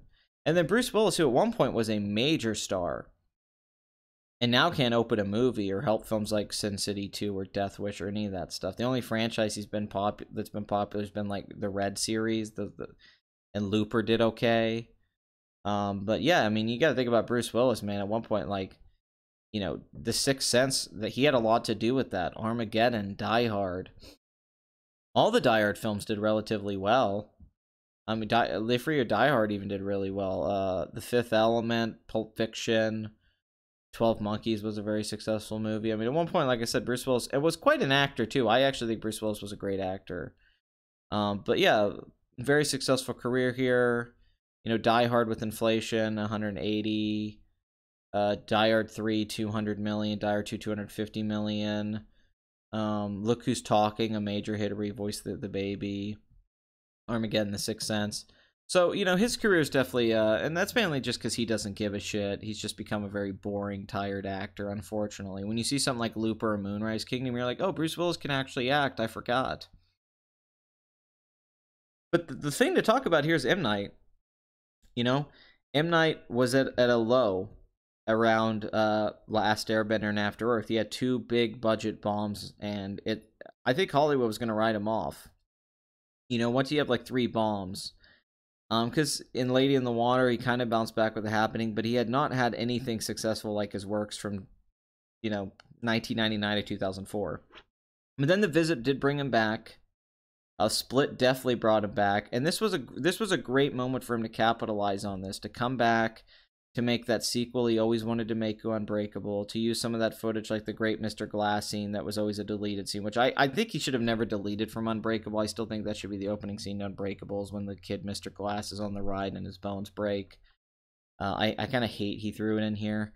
But to have all that, to be able to come back with that, to have these great characters, you know, in some ways the most interesting characters he's ever written, outside of like maybe if they could somehow fit Haley Joel Osment in there as his superpower as he sees which, you know what, fuck it, why not at this point? Why not bring him back and he sees ghosts and they're all together?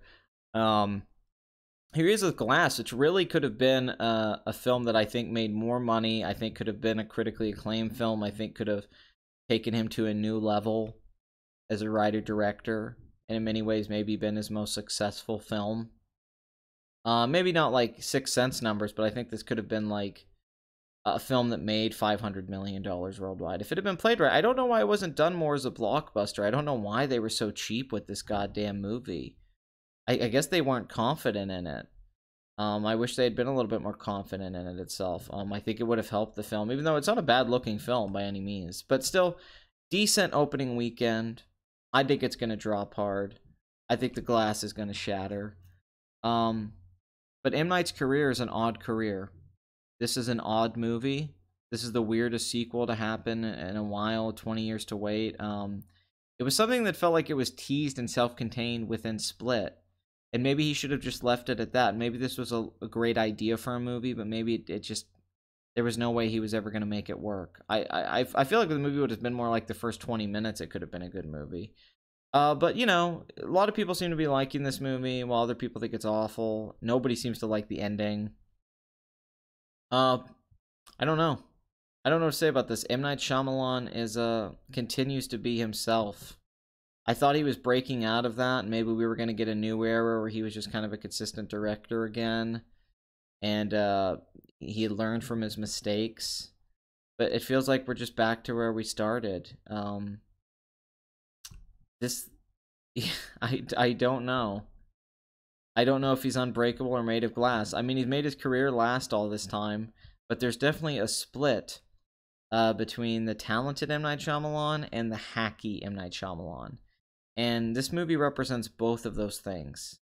And it's that dichotomy that makes it fascinating, but also why I think this is going to be looked at as a very odd early film of the year.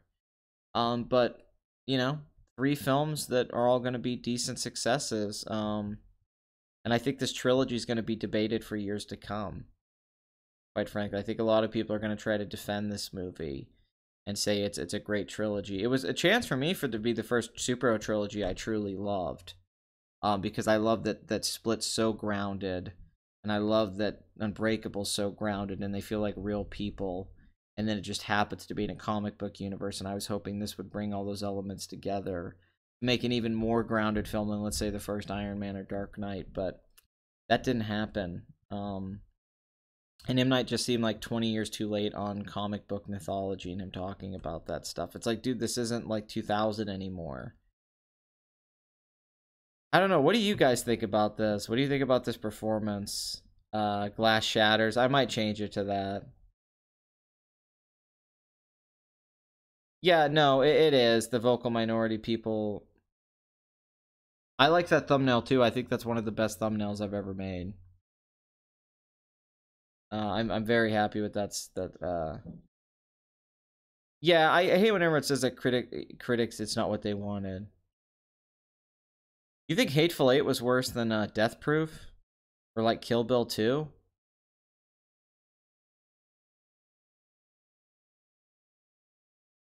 Yeah, no, I don't think Sam Jackson's been phoning it in every movie since Pulp Fiction. I think he's just been giving that same performance in a lot of the films, and I don't think the material's been as good as it was since Pulp Fiction. I mean, he got to be in one of the best movies and read from one of the best screenplays of all time. And no one's really, because I think he's just as good in Jackie Brown, and I think he's great in movies like Black Snake Moan and all that. I think Sam Jackson's great in a lot of stuff. But the cinematography, yeah, I think it's pretty. Glass is a nice looking movie. What's the worst theater experience you've ever had? Going to see Transformers 2, and at the end everyone applauded the movie, which I've talked about before. And I stood up and looked at everyone and said, "Fuck all of you," very loudly, and walked out of the theater pissed off. That was a bad experience for me. Glass is worth seeing just for the curiosity's sake, to make up for your own mind, and I think it's going to be a unique film to talk about through the rest of the year. I'm not necessarily recommending it as a quality film. I think I think his worst film's either like Lady in the Water or The Last Airbender. Because, the difference is The Visit's this low-budget horror film, and it fails in the way a lot of those films do, where those other films fail in major ways. And the fact that he had such good material to pull from for The Last Airbender. It's okay, Lone Wolf Cub. No, there's a plot twist in Glass. It's just a really, like, what? Yeah, no, he should stay small scale. I agree. No, I like the first half of The Village. I think the first half, there's some good stuff. But I hate Signs. I mean, his version of Death Note probably would have been better than the one we got. That was worse than I ever thought possible.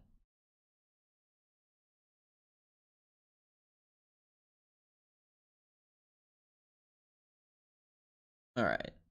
Sorry. That film killed Michael Jackson's. Killed Michael Jackson, that's funny.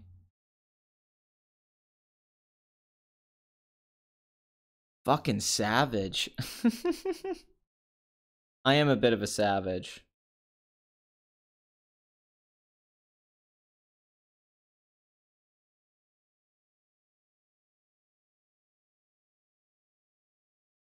Kill Bill was made for a specific audience that has shit taste in movies, apparently, because the film fucking sucks.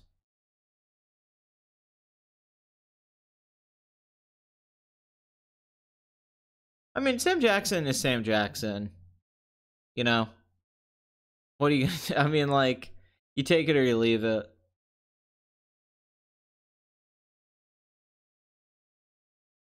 I mean, I enjoy him in Hateful Eight and all that stuff. I always think he's fun when he works with Tarantino.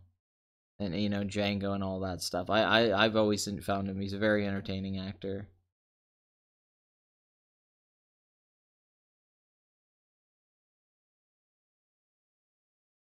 Yeah, The Cure for Wellness. What a good looking film, though. And Gore Verbinski's good director. Just can't always get a good script. When he gets a good script like Pirates of the Caribbean or Rango, it's awesome. but then you have to wait 10 years for him to make another good fuck. Like, Mouse Hunt's terrific. Doomcock mentioned you in one of his last streams. Can you send me a link to that? Can you find the timestamp on that? Because I really don't want to go look that up, so can you go do the work for me? So I guess the glass is half full on this one. Yeah, in my glass review, don't get me wrong, I'm going to mention aplenty those reviews and how terrible critics are when they try to write puns. Critics have always done that too. You go read any critics reviews going back to like the 60s, and they're just like, they try to do these terrible stinger lines. It's like, oh my god, why did you put that in there? Jesus fucking Christ.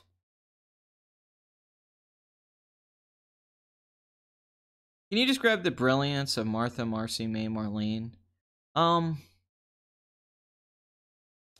It's pulled back enough that it becomes effective in the fact that the implications of things are what linger with you, instead of seeing everything played out very directly like a lot of thrillers or horror films would do, which is to build to a viscera, to build to an image or a sound. That movie, like in life, what makes things scary a lot of the time is the idea of something so fucked up that you can't even process it, that it's an evil beyond your comprehension. So the filmmaker was smart enough to know that giving you a taste of it, but leaving the worst aspects up to yourself, raises the tension in a way to where you're always waiting for that kind of thing to happen. But then the fact it never does, now there are films that do go there. Like, Blue Velvet's a great example of a film that does go there. Like, it goes for broke on evil and the visuals and all that, and does it brilliantly. Or Nightmare on Elm Street. I think there are those films that really do just show you the horror and play those scenes out in a very raw way, and they're highly effective. Can you put it on my Twitter? You follow me on Twitter, Lone Wolf? You can, you could just post a link of it on Twitter or something. Or leave it on a comment on one of my videos. I don't care. You can leave it on a comment down in this video once it's uploaded. Yeah, I don't think there's enough good cult movies. I always was fascinated by cults, and I always think cults would be... You know, I want more movies like Eyes Wide Shut when he goes to the mansion. I want more shit like that in movies. In general.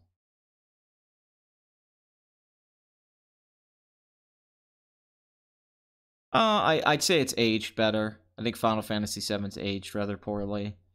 It doesn't hold up to scrutiny. And I think it's just much more convoluted and less of a pure gaming experience. And I'm still a fan of Final Fantasy VII. Let me make that clear. I like that game. But Ocarina of Time is, it's gaming nirvana in a lot of ways. I mean, it's all of the RPG elements and things that I love about Final Fantasy VII. I think Ocarina of Time is just a little bit more polished with that. If the idea is to feel like you're playing as that character, that you're role-playing in that world. I don't think many games have captured it as well, and I think a lot of the games that are classics now, with the open world environments, I think are a direct response to Ocarina of Time in the same way I think that something like Super Metroid's still brilliant because it's like Castlevania meets a Zelda game and stuff like that. I think Nintendo, when they're at their best, really transcend. I do like Under the Silver Lake, yes. Yeah, no, yeah, Ocarina's graphics are better. I mean, you know, and just in general, Ocarina of Time's just I think a tighter, more polished, grand game in a lot of ways, and I don't think it's up its own ass so much. I think Final Fantasy VII's really up its own ass.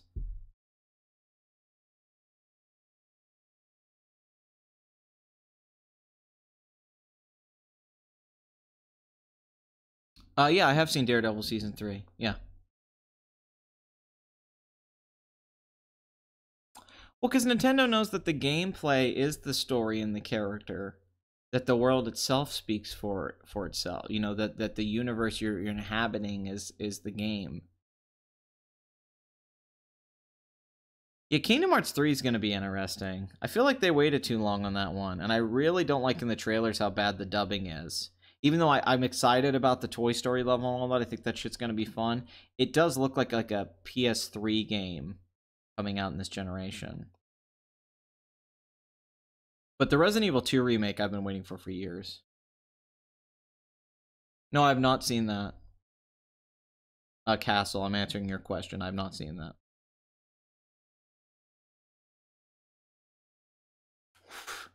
I think Nintendo's graphics are always underrated. Like, the GameCube was gorgeous and far superior to the PS2. Like, you go back and look at the GameCube and you look at how Resident Evil 4 looked on there, Metroid Prime, and that shit's just astonishing. Super Smash Bros. Melee still looks good. Where a lot of PS1, PS2 games, I think, are like look like shit now.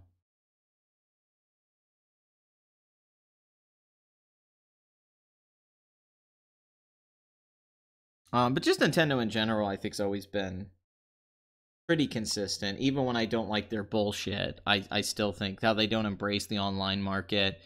They don't embrace tournament competitive gaming, which I think they could be the kings of. But, you know, the PlayStation 1 and 2, what really got them, they had great game libraries. The third-party content was phenomenal on the PlayStation 2. There's so many classic horror games and RPGs and action games on the PlayStation 2. It just stands, and it, you know, it's kind of like the Super Nintendo. The library's so fucking good. I hope it's not going to be a disappointment either, but I could see it being a disappointment.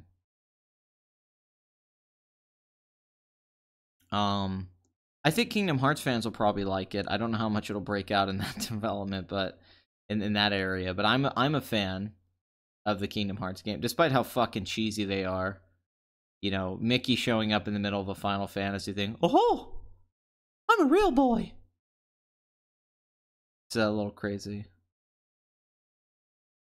I think it looks really entertaining. I don't like the dubbing. The dubbing's absolute god awful, but the dubbing was unfortunately always bad in Kingdom Hearts. They always did such a bad job with the dubbing. Like, I hated in that trailer, like, I want to know what happens to her heart, Sora. No, it's like, oh my god, this is so fucking cheesy. Why did you, I mean, god, just like, let the actors give some more natural delivery. Never usually of the supporting characters, but yeah, with some of the leads are always sound like shit. Daredevil Season 3, not as good as the first two, but the guy who plays Bullseye is phenomenal. I watched that show on this I watched that guy on this show called Heart of Dixie, and I even said to my girlfriend at the time, I was like, this guy should be like a superhero or something like that. This guy has so much fucking charisma now he looks, and then he ended up playing Bullseye. He's awesome. The fight scenes with him are awesome. I don't like how they treat Matt Murdock in it, unfortunately, because Matt Murdock and Charlie Cox are great. I don't like the Kingpin MAGA stuff. I don't know if it's totally intentional, because I've watched and played a lot of, you know, emulating the Kingdom Hearts in its Japanese dub, and I don't think the voice acting is nearly as cheesy as it is in the American dub. I think it's one of those anime situations. I'm not saying all the voice acting, but some of the voice acting is shit in the Kingdom Hearts franchise in the American versions. Not everyone. Like, Sora's voice is fine. Haley Joel Osment gave a good performance. I'm not saying everyone, but yeah, some of the side characters have horrible performances, which I don't think is the case for the Jap. Really? You thought Season 3 was the best? I disagree totally. I think Season 1's the tightest, and Wesley really helps with that. Season 2 is the most ambitious comic booky. In fact, I just agree with Razorfist's review. Honestly, I think Razorfist gave the perfect review of Daredevil. Where he talked about the noir crime elements, the visuals aren't as polished, less comic booky. I think his review is pretty on point. So honestly, it's not even worth talking about. Just go watch Razorfist's video, and I agree with him. But I like Daredevil Season 3. I mean, I'm not knocking it. I'd probably give it like a 7 or something. It's still the best superhero show that's ever been done. For me, Season 1's like an 8, 8.5. Season 2 is like an 8, and this season's like a 7. Maybe 7.5, so it's consistent. And I think Bullseye was great, which was the success. But it's, yeah, for me, it's easily the weakest season of the 3, with moments that are great. But yeah, even that fight scene in the hospital, that's nothing compared to him breaking out with the Punisher as him tied up, or the first season and stuff like that. There's just and mainly just, yeah, Matt Murdock. Oh no, I agree. The first half of season 2 is where it's great, and the second half it does fall apart. I don't disagree. The stuff with the hand becomes convoluted. I totally agree with you. I've often said that about season 2, but I think season 3 is just so slow. The first few episodes drag on. It takes a while for season 3 to get going. At least season 2 starts with a bang and kind of peters out as it goes on. At least plot-wise, I think from an action standpoint, it stays great. It just it gets convoluted. But season 3 takes a long time to get going. And the stuff with Fisk being Donald Trump and all that is just embarrassing, unfortunately. And Matt Murdock becoming a little bitch. The first season, I think, is just the tightest from a storytelling standpoint. I think the episodes stick, where it's the flashback with him training with him. I think that's still probably the best episode of Daredevil. I think the scene with Fisk's flashback as a kid with what happens with his father is a great episode. I think his henchman, Wesley, is a great character. Very creepy. It reminds me of Cillian Murphy in Batman Begins. I don't like the costume reveal in the last episode, but I think season 1's still like just the tightest, best put together one of the season. And watching him really suffer and go through to the point where he becomes Daredevil's compelling. It's like if Batman Begins was a television series. Where the second and third season, I think, have been a mixed bag. And I don't think they've been as tight and well-paced. In fact, all Marvel shows, that's their biggest problem. They're too long. None of those shows should be 13 episodes long, even Daredevil. Daredevil should be 8 episodes a season, maybe 9. The 13 thing really hurt Jessica Jones and Luke Cage and all that. I think it's just, yeah, it's a pacing thing. It's like 13 hours is too long for this shit. It doesn't fill out.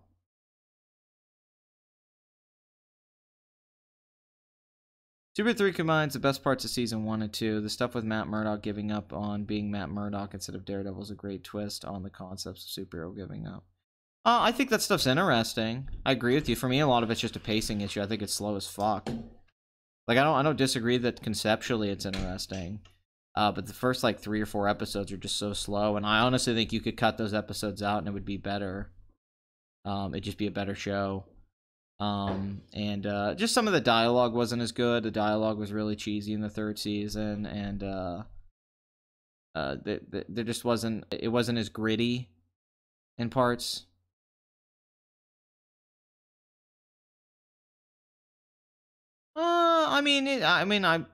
It's a little convoluted, I think.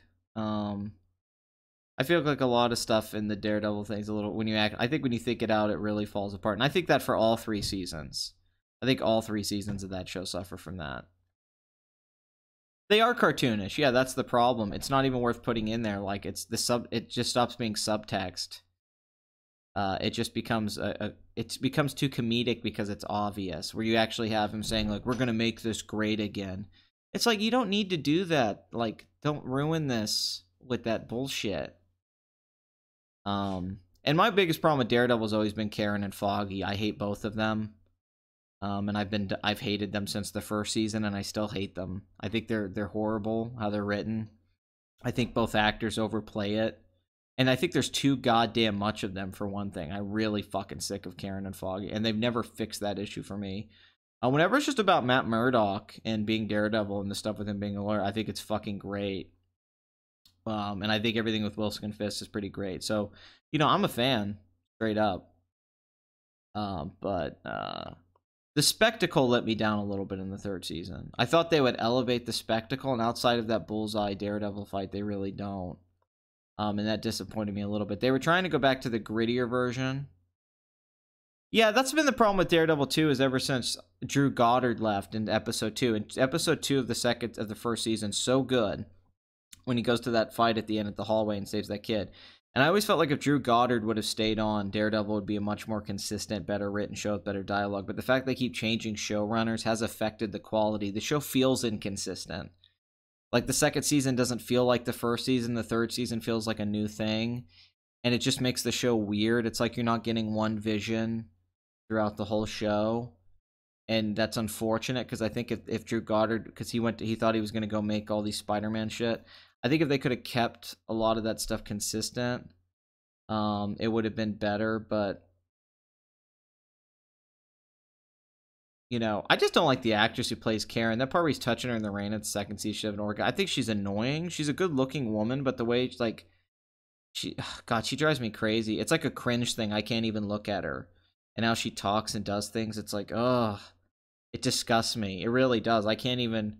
It's because I love Foggy in the comic books, too, and I just how that actor plays him. He plays him like he wants to fuck Matt. It's so gay. It's so odd. It's such an odd thing.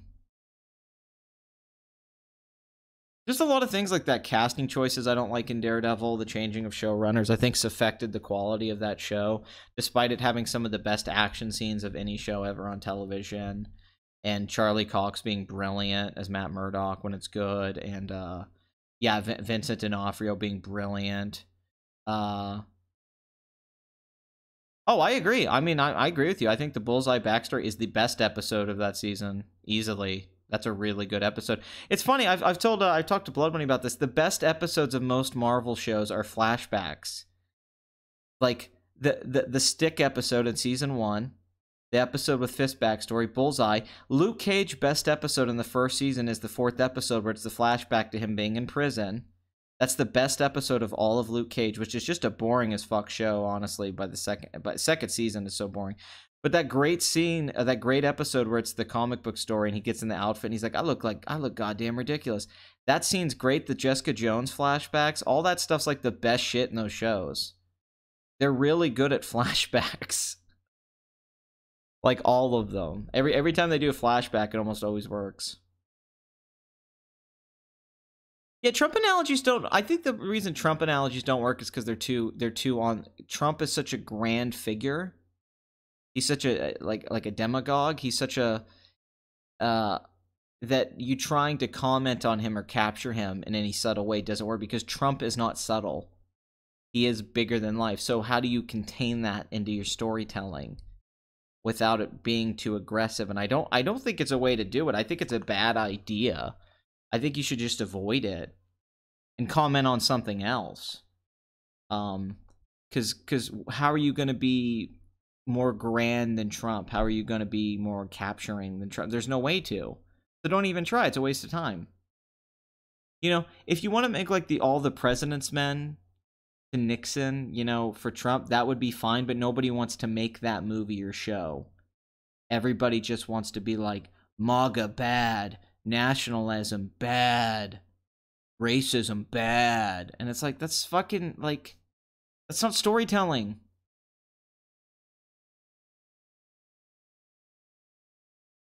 Who the hell told you the second season of Luke Cage is that's it? No, the second season of Luke Cage is god awful. I don't even think you could make it after the first episode. It's so there's no story, there's no production value. I mean, it's bad. I mean, the second season of Luke Cage is like some of the most boring shit ever. At least the first 4 or 5 episodes of the first season are good, and that actor who plays Luke Cage is great, and why the fuck isn't that guy a movie star? But yeah, season 2 of that and Jessica Jones are embarrassing. But still, that guy who plays Luke Cage, he's great. He looks great on camera.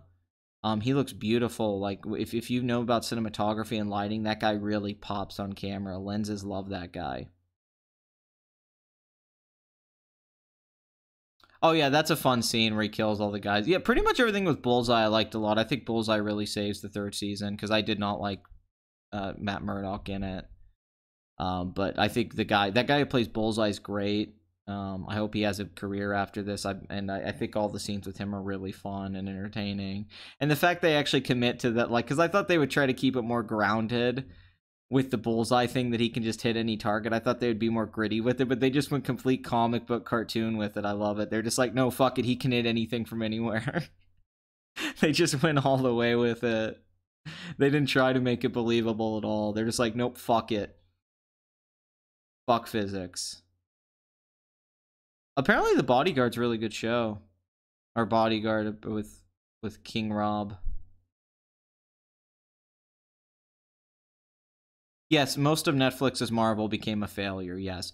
Daredevil started, there was a lot of hype and momentum. Jessica Jones came out, was very acclaimed, and then Luke Cage came out, people were digging it, and then everybody was getting excited for the Defenders. And then they had a total bomb with Iron Fist. The Defenders was a major disappointment, you know, near universal bad reviews, disappointment. But then Daredevil season 2, before that, people were still liking Daredevil. Then Luke Cage season 2, and then all that, but there was no hype. The Defenders is really the thing that they fucked up on, despite some cool action scenes.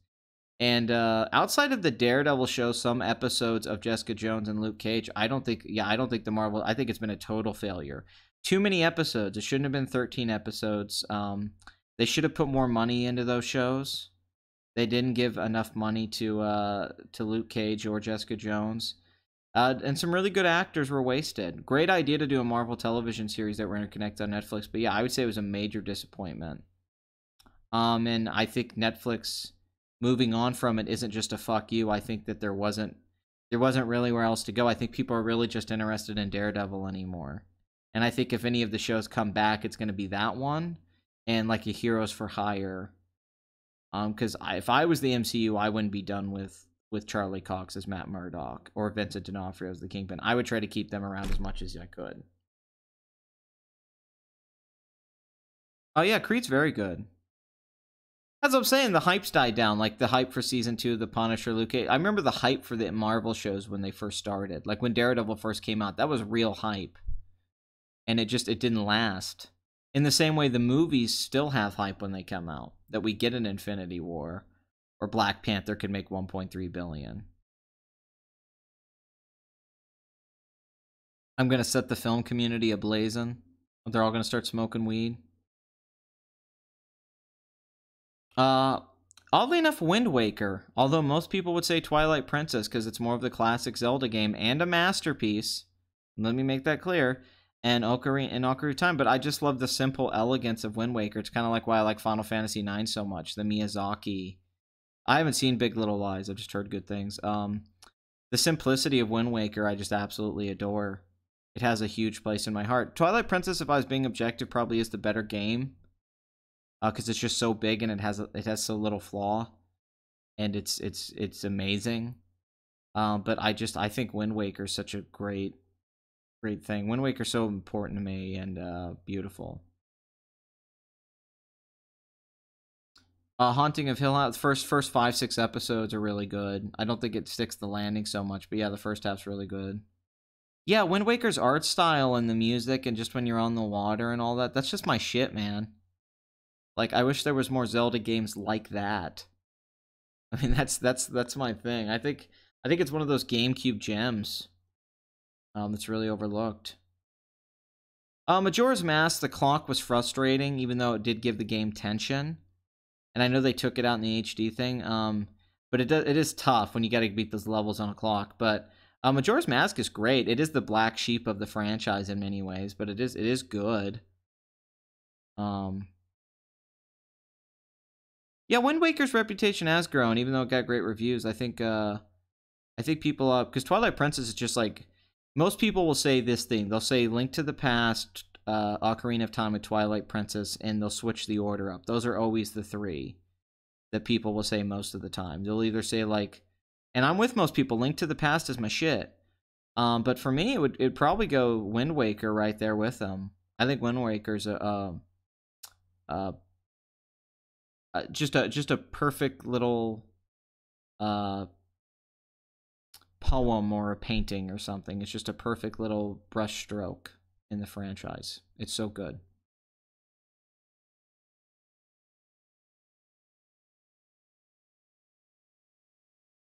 Niggas be like, yo. Niggas be like, Majora's Mask is the shit, dog. It ain't no Ocarina of fucking Time, motherfucker.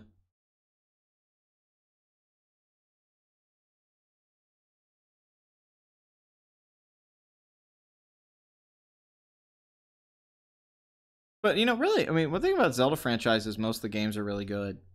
That's what's kind of awesome about it. It's consistency. It's a consistently good franchise. Oh, I can't wait to get on live stream, said the point with the commentary community. I would love to just debate any of those motherfuckers.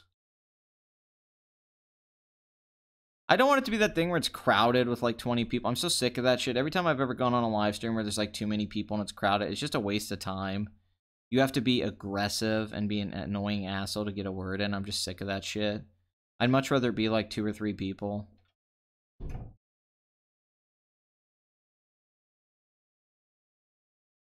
Oh no, yeah, I agree with you. Twilight Princess does have tension. Hello, Daddy. Good to see you, Robin Hood. Yeah, for sure. Zelda's much more consistent.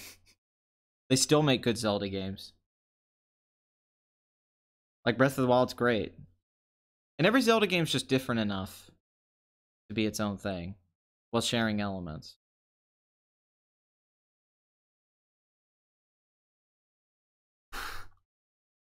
I'd say Bird Box is hilarious, but entertaining. And and its best has Quiet Place-esque moments.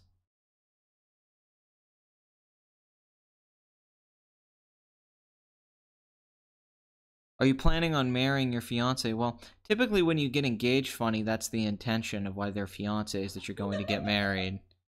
So, I'm gonna go with yes on that one. I just threw it out as a... I was like, hey, you want to marry me? Oh, fuck it, I changed my mind. And what do you think that would it, like, change anything in my life? Maybe how we share insurance and all that, you know? And then I get to tell people I'm married. But I don't think my life's gonna be very different. I'm pretty much married already. All of the qualities of being a husband are already there. Who the fuck is calling me? Ugh. Be right back.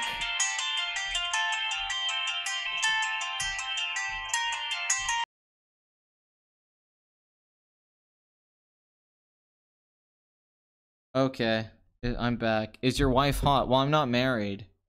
But my fiance is very attractive, yes. No, she's hideous. I'm dating a girl I'm completely unattracted to. Change in your relationship? Probably not. It's probably be exactly... It's probably not going to be that different, I don't imagine. I don't know. She has a very sexy voice and laugh. She's very cute.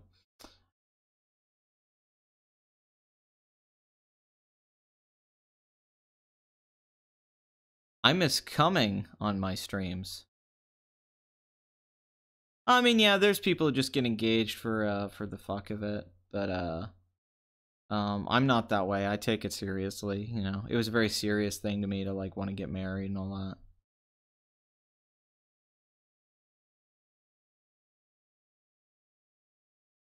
I mean, we might talk about having kids if we get married. I don't know.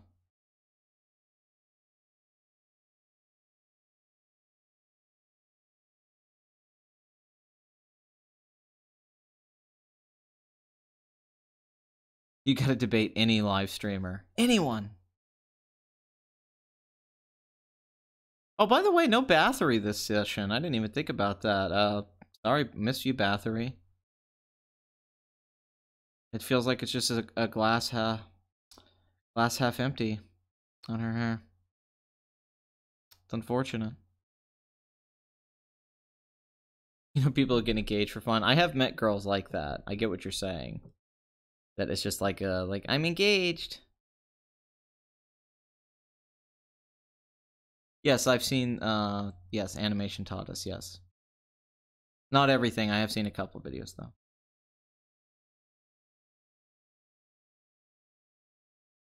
Alright, well, since you guys aren't going to give me any money, and I already gave you a Spider-Man review today, and this is long enough, hope you guys enjoyed this. If you've listened to the show, you're probably a box office addict yourself. And I'm not here to help you with your addictions, I'm here to encourage them. But also, I gotta hook up with Quartery FX, and David Stewart and me need to get back together again, because David Stewart and me, honestly, are just, I'd say we're just friends. I get along with that guy great. But thank you for listening. I'll see you guys next week for episode 71. And, you know, have a good day. Hopefully Ben Shapiro will make an appearance next week.